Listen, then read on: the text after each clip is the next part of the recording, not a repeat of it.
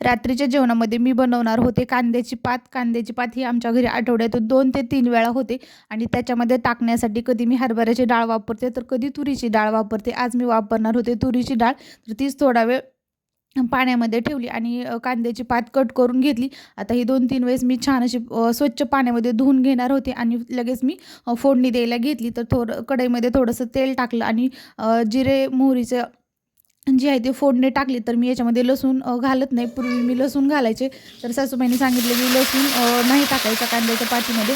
तर त्यांनी सांगितल्याप्रमाणेच मी कांद्याची पात करते. तर फोडणीमध्येच लगेच मी कांद्याची पात जी आहे ती टाकून घेतली आणि त्याच्यामध्येच तुरीची डाळ पण टाकून घेतली. अशी एकदम झटपट आणि सोप्या पद्धतीने जी आहे ती कांद्याची पात होते आणि झटपट बनते.